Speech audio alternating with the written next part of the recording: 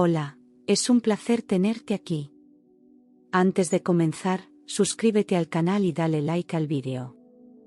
Me llamo Claudia Herrera, tengo 34 años y vivo en Toledo, una ciudad de calles empedradas donde el silencio pesa más que las palabras no dichas, y donde cada mañana despierto antes del amanecer para tomar el autobús que me lleva a la pequeña asesoría donde trabajo como auxiliar administrativa desde hace más de una década, con el mismo escritorio, la misma pantalla parpadeante y la misma sonrisa que me obligo a llevar cada día. Nadie sabe que detrás de mi puntualidad y mis informes impecables hay una mujer que dejó de soñar hace años, atrapada en una rutina tan asfixiante como invisible. Me siento como una pieza de engranaje, necesaria, funcional y completamente olvidada. Mis compañeros no preguntan por mí, y yo aprendí a no hablar demasiado, como si decir la verdad pudiera romper lo poco que aún se sostiene. Cada vez que sello una carpeta, siento que también estoy sellando pedacitos de mí que no volverán.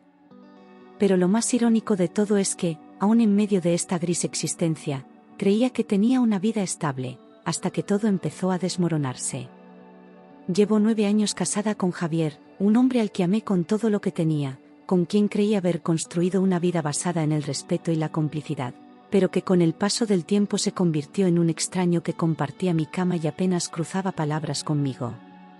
Ya no quedaba rastro del joven apasionado que me escribía poemas en servilletas de bar ni del esposo que me abrazaba por detrás mientras cocinábamos los domingos. Lo veía cada vez más distante, más seco, como si yo le resultara una carga o un estorbo. A veces me preguntaba en qué momento dejamos de ser nosotros y empezamos a vivir en mundos paralelos dentro de la misma casa. Pero lo más doloroso era que yo aún lo quería, y eso me hacía más daño. Nuestra hija, Lucía, de 7 años, es la única razón por la que muchas mañanas lograba levantarme y fingir que todo estaba bien, la que me devolvía el aliento con solo mirarme con esos ojos llenos de vida. Su risa era mi refugio, su inocencia mi escudo frente al frío que se había instalado en mi matrimonio. La veía bailar con su pijama de unicornios por el pasillo y todo el dolor se detenía por un momento. Cada dibujo que me traía era un recordatorio de que todavía existía amor verdadero en mi vida, aunque fuera uno pequeño y frágil. En los peores días, me repetía que no podía caerme, porque Lucía me necesitaba de pie. Todo empezó a cambiar cuando Javier comenzó a llegar más tarde de lo habitual, con excusas vagas y el móvil siempre en modo silencioso, como si llevara un secreto colgando del cuello. Durante la cena, evitaba mi mirada, respondía con monosílabos y se encerraba en su despacho con la puerta cerrada y la voz apagada. Yo intentaba convencerme de que era el trabajo, que estaba saturado, que necesitaba espacio. Pero había algo en su manera de moverse, en su forma de esquivarme, que no podía ignorar. Mi instinto gritaba algo que mi corazón aún se negaba a aceptar.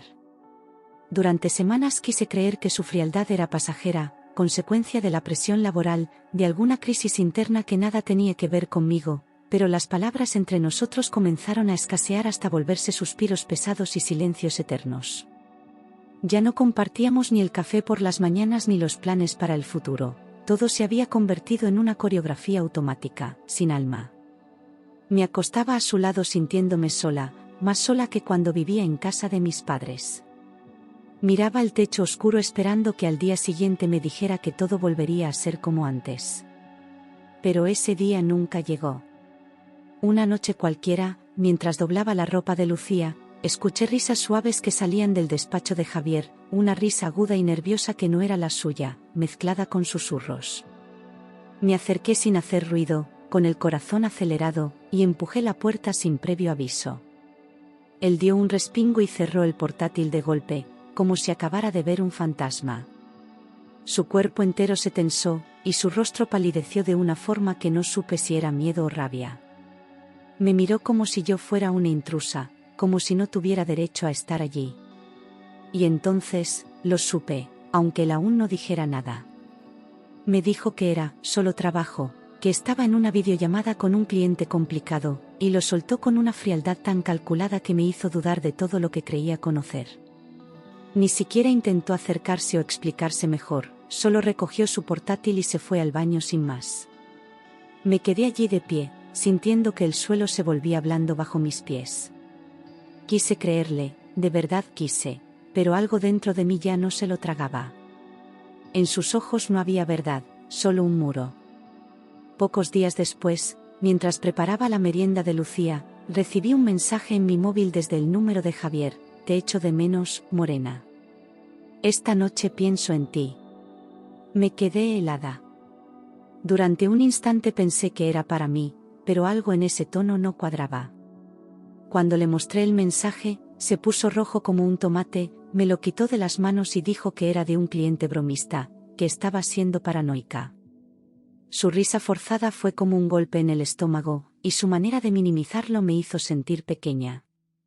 Por primera vez, entendí que algo se había roto de verdad.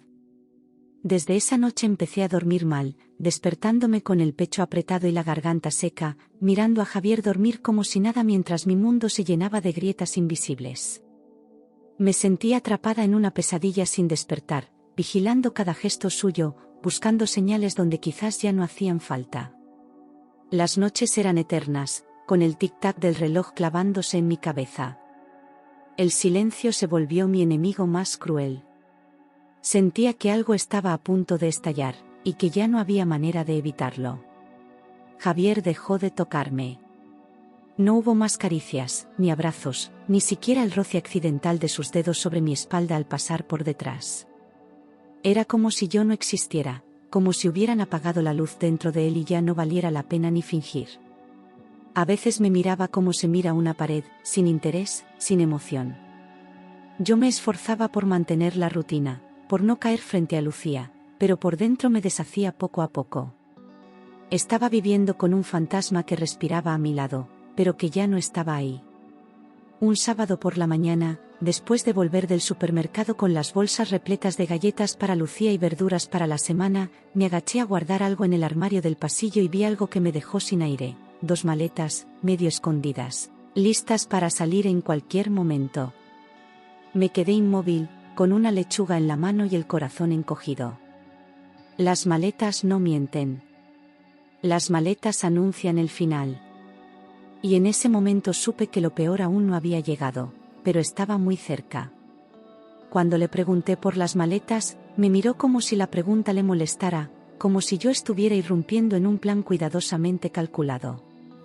Necesito espacio, dijo con la voz seca, sin levantar la mirada del móvil, como si yo fuera una compañera de piso incómoda. No hubo lágrimas, ni gritos, ni explicaciones.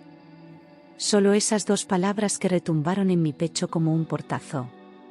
Me quedé allí, paralizada, viendo cómo se alejaba emocionalmente sin mover un solo pie.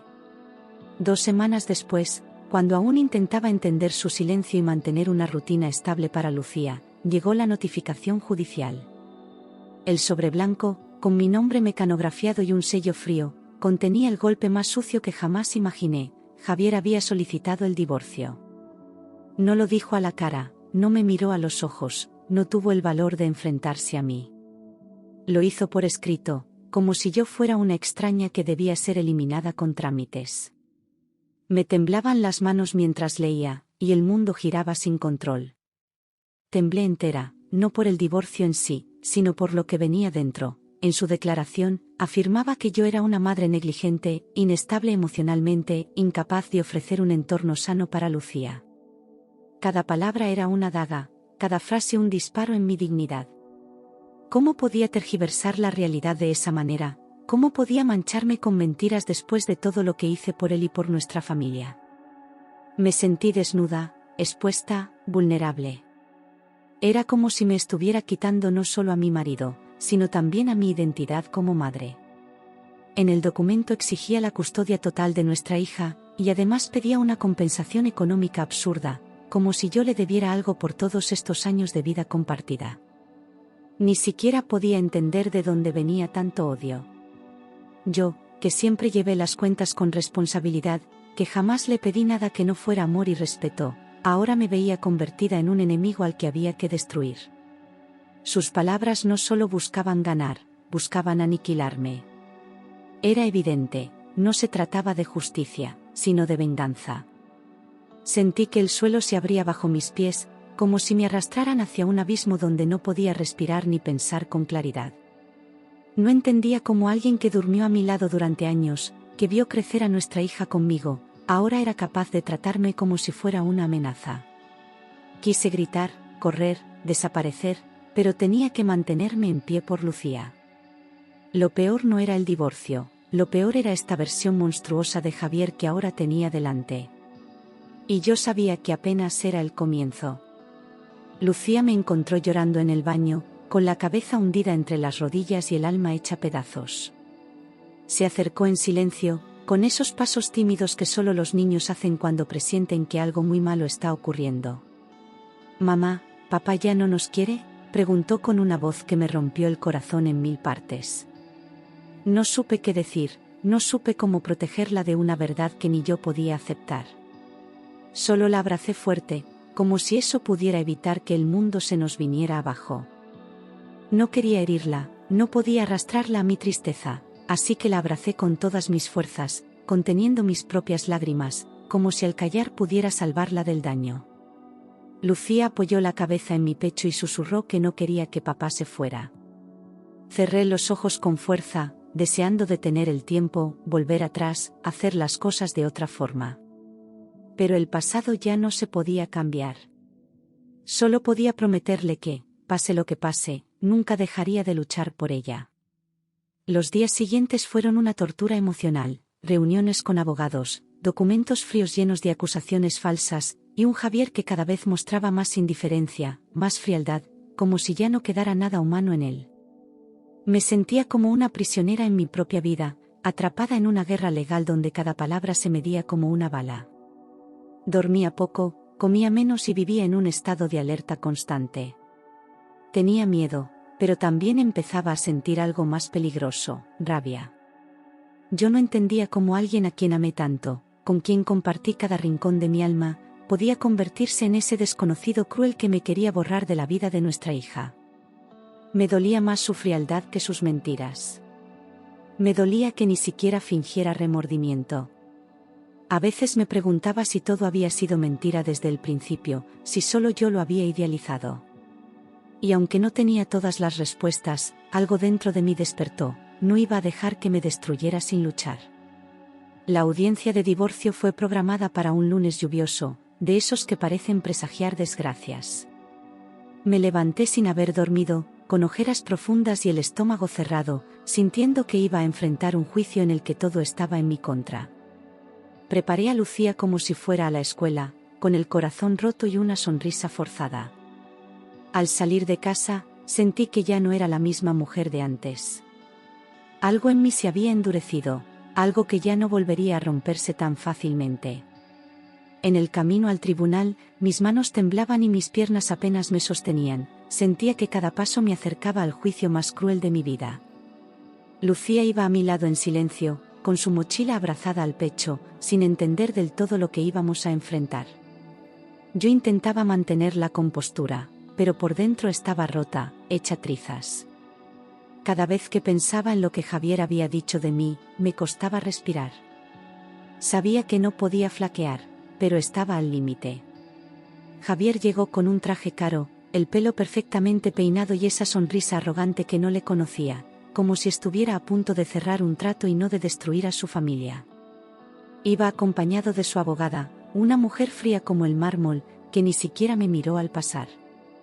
Él tampoco saludó a Lucía, no le dedicó ni un gesto, ni una palabra. Fue como si nuestra hija no existiera. Esa indiferencia me dolió más que todas sus acusaciones. Lucía bajó la mirada cuando él pasó junto a nosotras, apretando fuerte mi mano sin decir nada. Vi cómo se le humedecían los ojos, pero no lloró. Yo sabía que ese silencio escondía un dolor que ninguna niña debería soportar. Me incliné y le susurré que todo iba a salir bien, aunque ni yo me lo creía. Tenía que ser fuerte por las dos, aunque mi corazón estuviera hecho cenizas. El juez pidió calma y objetividad al iniciar la audiencia, pero mi pecho retumbaba como un tambor descontrolado. Cada vez que mencionaban mi nombre, sentía un nudo en la garganta, como si estuviera siendo juzgada por respirar. Mi abogada intentaba mantenerme tranquila, hablándome al oído con voz firme. Pero yo no podía apartar la vista de Javier, que se mostraba seguro, relajado, como si tuviera todo bajo control.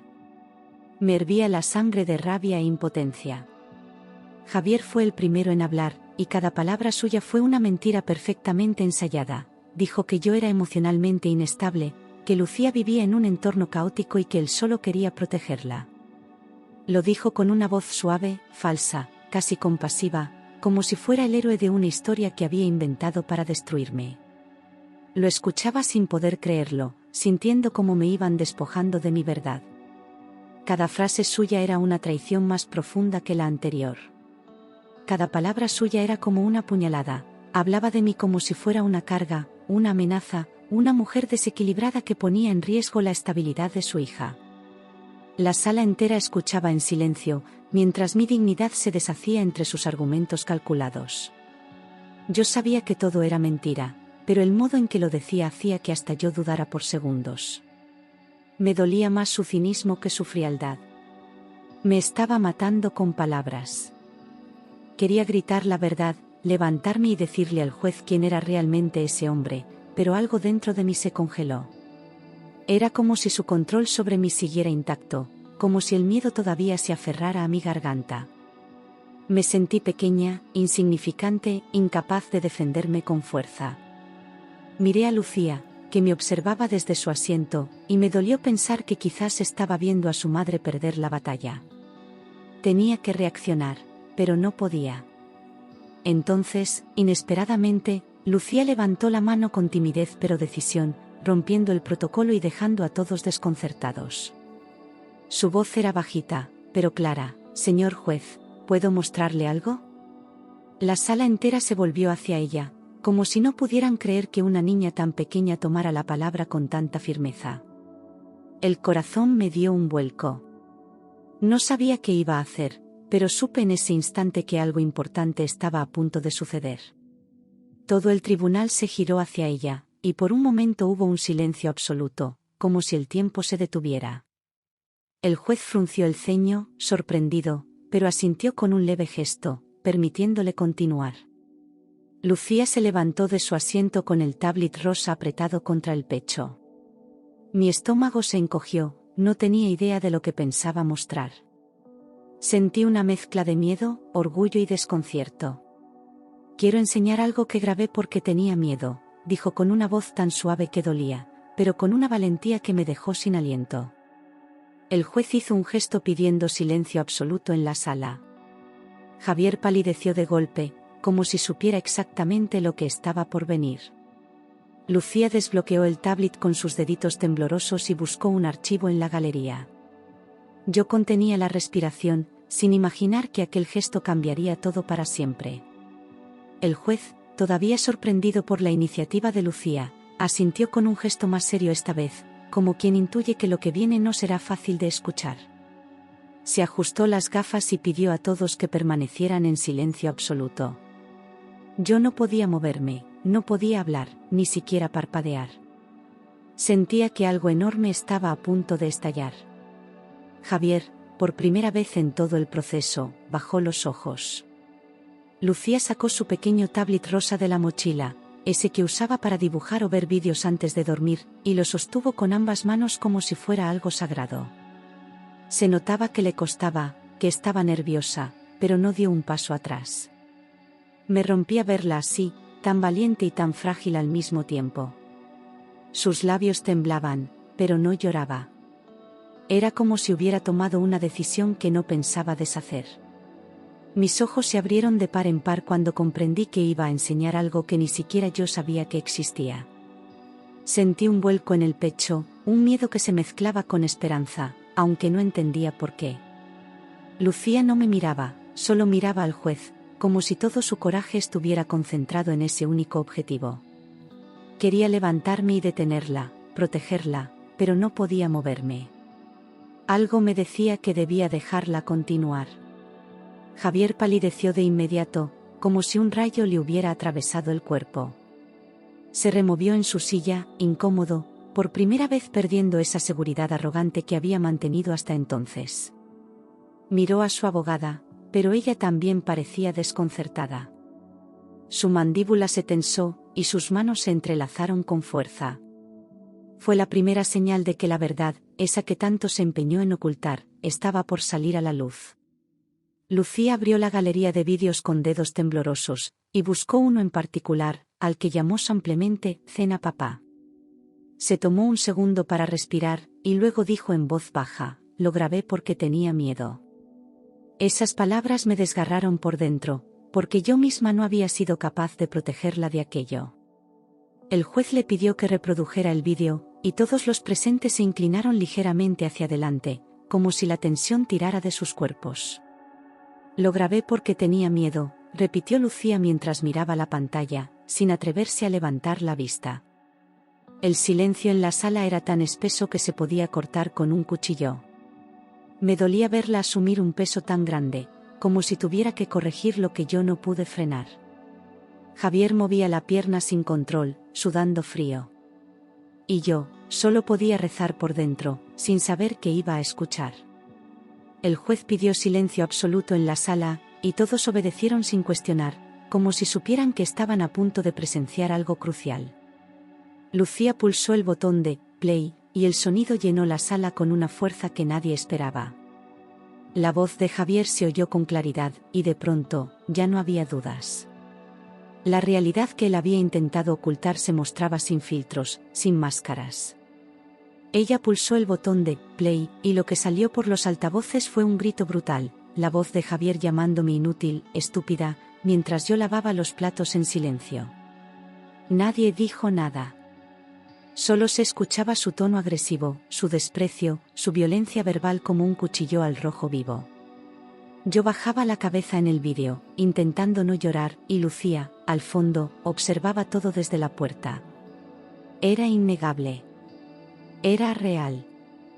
El sonido resonó como un trueno dentro de la sala de audiencias, y fue imposible no ver las reacciones de todos, miradas de asombro, gestos de incredulidad, ceños fruncidos. El juez se tensó en su silla, y hasta el secretario dejó de escribir.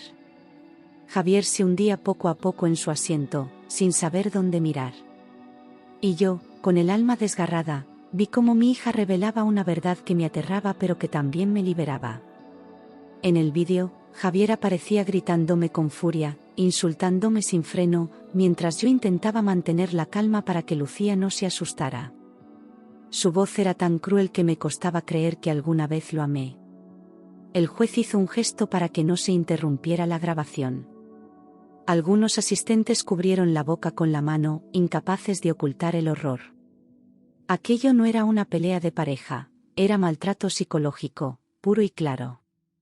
En otra grabación, se escuchaba a Javier diciéndole a Lucía que no hiciera caso a esa histérica, refiriéndose a mí con desprecio mientras la niña solo quería enseñarle un dibujo. Su tono era seco, impaciente, completamente diferente del padre cariñoso que fingía ser frente al juez. Yo apenas podía sostenerme en la silla, con el alma en carne viva al ver cómo incluso ella había sido objeto de su crueldad. Javier intentaba mantener la compostura, pero su cara ya no ocultaba la derrota. Cada segundo del vídeo era un clavo más en el ataúd de su mentira. En otra de las grabaciones, se veía claramente cómo lanzaba un vaso contra la pared, gritando porque había olvidado comprar café, mientras Lucía, sentada en la mesa del comedor, se tapaba los oídos. Nadie en la sala se movía, como si el aire se hubiera congelado. Yo no recordaba ese momento con detalle, porque mi mente lo había enterrado como mecanismo de defensa. Verlo proyectado en una pantalla lo hizo real de nuevo. Sentí una mezcla de dolor y rabia tan profunda que me costaba respirar. Mi corazón se rompió al ver que mi hija estaba presente durante todo aquello, soportando escenas que ningún niño debería presenciar jamás. Yo creía haberla protegido, pero ahora entendía que el silencio también la había hecho vulnerable. La culpa me ahogaba, mientras el juez observaba con el ceño fruncido y los labios apretados. Javier ni siquiera se atrevía a mirar la pantalla. Sabía que, a partir de ese momento, ya no había forma de revertir lo que había salido a la luz. Javier intentó levantarse de su silla, interrumpiendo el vídeo, balbuceando que era un montaje, que se trataba de fragmentos manipulados. Pero la voz le falló, tembló al hablar, y por primera vez mostró miedo real, no de perder el juicio, sino de haber quedado expuesto. Su abogado le pidió que se calmara, pero ya era tarde. La sala entera había visto la verdad. Nadie podía defender lo indefendible. El juez, con voz firme, le ordenó que permaneciera sentado y que no interrumpiera el testimonio visual. Nadie se atrevió a contradecirlo. Javier bajó la vista, derrotado, mientras el silencio volvía a apoderarse de la sala. Sentí un escalofrío recorriéndome la espalda, como si, por fin, una parte de la justicia estuviera del lado correcto. Por primera vez, no tenía que defenderme con palabras, las pruebas hablaban por mí. Las personas en la sala estaban en shock, algunos negaban con la cabeza, otros susurraban entre ellos sin poder ocultar su consternación. Nadie esperaba ese giro, ni siquiera mi abogada, que me miraba con una mezcla de sorpresa y esperanza. Yo no sabía si debía llorar, gritar o simplemente respirar por primera vez en mucho tiempo. La verdad, esa que me había costado años de angustia, ahora estaba clara ante todos. Y venía de la persona más inocente, mi hija. Mi abogada me tocó el brazo con suavidad, susurrándome, esto lo cambia todo. Su mirada ya no era de preocupación, sino de determinación. Sentí una oleada de alivio tan intensa que casi me mareó. Las grabaciones habían roto la narrativa falsa que Javier había construido con tanto cuidado. Ahora el juez tenía una nueva historia que escuchar, y esta vez era la verdadera. Javier se cubrió el rostro con las manos, como si pudiera esconderse del juicio silencioso de todos los presentes. Ya no quedaba nada del hombre seguro que había entrado aquella mañana con una sonrisa triunfante. En su lugar, había un ser derrotado, incapaz de sostener su propia máscara. Su abogada no dijo nada, comprendiendo que la estrategia se había derrumbado. Y yo, por dentro, empecé a recuperar una parte de mí que creía perdida. Lucía lloraba bajito, temblando en su asiento, y yo solo quería correr hacia ella, abrazarla, decirle que ya todo había pasado. Pero la audiencia seguía, y debía mantener la compostura. Apreté los dientes, clavé las uñas en la palma de mi mano para no derrumbarme. Todo en mí gritaba que la protegiera. Pero esta vez, ella se había protegido a sí misma, y también a mí. Cuando el último vídeo terminó, el silencio en la sala era tan denso que parecía una pared. Nadie se movía, nadie hablaba, todos esperaban la reacción del juez, que se quedó mirando la pantalla apagada durante unos segundos eternos. Yo contenía la respiración, consciente de que aquel momento marcaría un antes y un después. Lucía me miró por fin, y sus ojos estaban llenos de miedo, pero también de esperanza. Ya nada volvería a ser como antes. El juez respiró hondo, visiblemente afectado, y entonces rompió el silencio con una sola frase que hizo eco en toda la sala. «Señor Javier, ¿quiere explicar esto?». Su voz sonaba contenida, pero cargada de gravedad, como si cada palabra pesara toneladas. Javier levantó la cabeza lentamente, sin poder sostener la mirada del juez. Yo no podía apartar los ojos de él. Por fin, lo enfrentaban como debía ser. Él tartamudeó, dijo que era un mal día, que todo había sido sacado de contexto, que yo también lo había provocado, pero sus excusas eran tan débiles que se deshacían al salir de su boca. Nadie las creyó. Cada palabra suya sonaba más patética, más vacía. Intentó culparme una vez más, pero ya nadie le compraba ese papel. La máscara se había roto, y ya no quedaba nada detrás.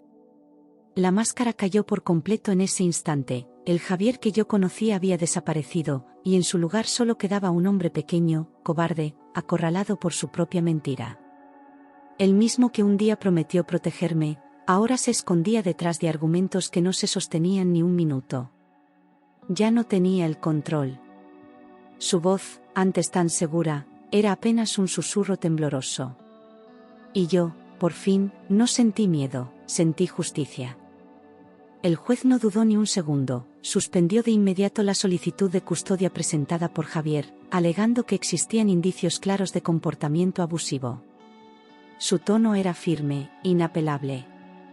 Miró directamente a Javier al leer la resolución, como quien sentencia a un hombre que ha cruzado una línea imperdonable. Sentí como el aire volvía a entrar en mis pulmones. Por primera vez, alguien me creía sin que tuviera que suplicarlo. También ordenó abrir una investigación formal por posible maltrato psicológico tanto hacia mí como hacia Lucía, citando las grabaciones como pruebas contundentes. Nadie lo discutió. Incluso su propia abogada permaneció en silencio, con el rostro tenso, sabiendo que el caso se había derrumbado. Yo sentí una oleada de alivio que me hizo temblar por completo. No había ganado todavía, pero el miedo ya no mandaba. Me derrumbé en la silla, pero esta vez no de tristeza ni de derrota, sino de un alivio tan profundo que me dejó sin fuerzas. Mis lágrimas no eran de dolor, sino de una paz que no sentía desde hacía años. Había atravesado un infierno, pero no estaba sola. Lucía me había salvado sin que yo lo viera venir. Era el inicio de algo nuevo, y esta vez, solo mío. Miré a mi hija, y en sus ojos vi una valentía más pura que cualquier cosa que haya conocido. Era solo una niña, pero había hecho lo que muchos adultos no se atreven, decir la verdad cuando más duele. Quise correr hacia ella, abrazarla, darle las gracias por todo, pero el juez aún hablaba. Me limité a dedicarle una sonrisa temblorosa, cargada de orgullo y amor. Ella me la devolvió con un susurro que solo yo escuché: «Ya está, mamá». El juez me concedió la custodia provisional, asegurando que Lucía debía permanecer en un entorno seguro y estable hasta que se cerrara el proceso completo. Fue como si me devolvieran el alma. Mi abogada tomó nota con rapidez, con una expresión de triunfo silencioso. Javier no dijo nada. Solo bajó la cabeza, vencido por la única verdad que no pudo manipular, la de su propia hija. Javier salió de la sala tambaleándose, con la mirada clavada en el suelo, incapaz de sostener la humillación pública que acababa de vivir. Nadie le dijo nada. Pasó junto a nosotros como una sombra, como un hombre que ya no tenía poder sobre nada. Lucía lo miró sin rencor, solo con una tristeza que dolía más que cualquier reproche. Yo no sentí odio, sentí que por fin se había terminado. Cuando el tribunal se vació, me arrodillé frente a Lucía y la abracé con toda el alma, sintiendo como mi cuerpo dejaba caer un peso que había llevado durante demasiado tiempo. Ella se aferró a mí sin decir palabra, y en ese abrazo supe que todo lo que importaba seguía intacto. No necesitábamos nada más. Estábamos juntas, estábamos vivas, y eso bastaba. Por fin, podíamos empezar de nuevo. Lo grabé porque quería que alguien te ayudara, mamá, me dijo Lucía entre sollozos, con la cara enterrada en mi cuello y los deditos aferrados a mi espalda.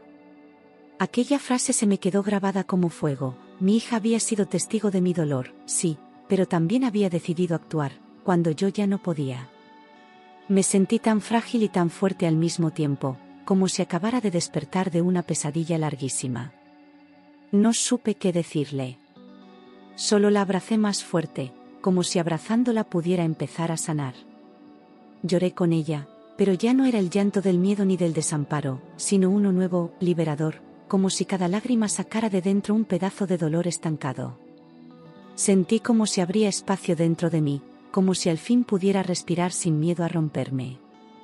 No tenía respuestas para todo lo que había pasado, pero ya no me hacía falta entenderlo todo. Habíamos sobrevivido. Y eso, en ese momento, lo era todo. Mi abogada me aseguró que con esas pruebas Javier no podría manipular más la narrativa ni ante el juez ni ante nadie. Dijo que el proceso seguiría, pero que lo más duro ya había pasado. Por primera vez, alguien me hablaba de futuro sin que me diera vértigo. Salimos del juzgado con pasos lentos pero firmes, dejando atrás una parte de nuestra historia que ya no nos pertenecía. Afuera, llovía todavía, pero ya no me importaba mojarme. Los días siguientes fueron duros, porque el cuerpo tarda en acostumbrarse a la calma cuando ha vivido años en alerta.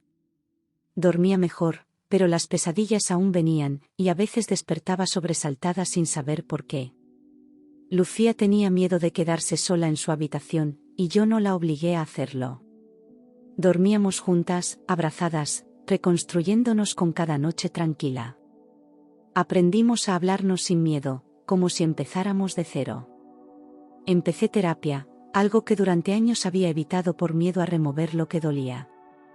Pero esta vez fui sin excusas, por mí y por mi hija, porque no quería arrastrar el trauma como una cadena invisible. Hablar en voz alta fue difícil, pero necesario.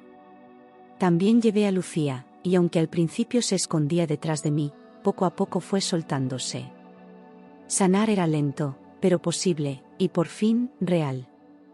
Inicié el proceso para mudarme de casa, porque cada rincón de aquel piso tenía una sombra suya, un recuerdo que dolía más de lo que ayudaba. Encontré un lugar pequeño, luminoso, con una terraza donde Lucía podía cuidar sus plantas y yo podía tomar café sin miedo a olvidarlo. Pintamos las paredes juntas, colgamos dibujos suyos en la nevera y convertimos el espacio en un hogar de verdad. No necesitábamos más. Solo necesitábamos paz. Javier intentó llamarme varias veces, primero con tono conciliador, luego con amenazas veladas, como si aún creyera que podía manipularme. No respondí. Ni una sola vez. No porque no tuviera cosas que decirle, sino porque ya no quería darle ni un segundo más de mi energía. Había aprendido a protegerme, a poner límites. Y eso fue lo más difícil de todo, decir no sin miedo. Hoy sé que Lucía me salvó de un destino que podría haber sido mucho peor. Su voz pequeña pero firme fue la que rompió el círculo que yo no supe romper sola. No me juzgo por ello. Hice lo mejor que pude durante años. Pero ahora sé que el amor verdadero también enseña a decir basta, y que los hijos no solo aprenden lo que ven, también repiten lo que callamos. Por eso, decidí no callar nunca más. A pesar de todo el dolor, puedo decir finalmente, he renacido. No soy la misma mujer que entró temblando en aquel tribunal, ni la esposa que guardaba silencio frente a los gritos, ni la madre que sonreía mientras se rompía por dentro. Soy otra. Más fuerte, más consciente, más libre. Y aunque me costó lágrimas, años y cicatrices, no cambiaría ni un paso de este camino. Lucía me mira distinto ahora, con una confianza nueva, como si supiera que ya no hay monstruos escondidos en casa. Jugamos más, hablamos más, nos reímos de tonterías, y nos decimos, te quiero, sin miedo. A veces me abraza de repente y me dice, mamá, ya no estás triste. Y tiene razón. Ya no lo estoy. Porque ahora, por fin, estamos viviendo, no sobreviviendo. A veces me detengo en medio de la cocina, con las manos mojadas y el corazón sereno, y me doy cuenta de que ya no siento miedo. No hay gritos a los que temer, ni pasos que me congelen la espalda, ni silencios que me devoren. Solo está el murmullo del agua, el olor del guiso y la risa de Lucía desde su habitación. Eso, para mí, ya es una forma de victoria. Una paz que jamás creí merecer. He vuelto a mirar mi reflejo sin buscar defectos, sin odiarme por no haberme marchado antes. Me perdoné, y eso fue lo más difícil de todo. Dejé de preguntarme en qué fallé y empecé a preguntarme qué merezco. Aprendí a ser mi propia voz, a no dudar de mi intuición, a creerle al nudo en el estómago cuando algo no está bien. Volver a confiar en mí fue el acto más revolucionario de mi vida. Lucía duerme tranquila por las noches. Ya no se despierta asustada, ni pregunta si papá va a volver. Se siente segura, protegida, y eso me dice que algo hicimos bien. A veces se mete en mi cama sin decir nada, solo porque sí, y me agarra de la mano como cuando era más pequeña. Su forma de respirar me calma. Su existencia me recuerda cada día que todo el dolor valió la pena. No quiero volver a enamorarme pronto, ni siento esa urgencia. Quiero conocerme mejor, disfrutar de mis silencios, de mi libertad recién descubierta, de mis domingos sin miedo. Quiero recuperar mis sueños olvidados, los que enterré bajo la rutina. Estoy aprendiendo a quererme, a cuidarme, a no mendigar amor. El amor propio no suena tan romántico, pero salva. He retomado cosas pequeñas que me hacen bien, caminar por la ribera al atardecer, escribir en una libreta vieja, cantar en voz baja mientras friego los platos. No necesito grandes planes, solo instantes que no duelan. Estoy reconstruyendo mi vida con trozos de verdad, con pedacitos de luz. Y me sorprende ver que soy más fuerte de lo que pensaba. Más fuerte de lo que nunca imaginé.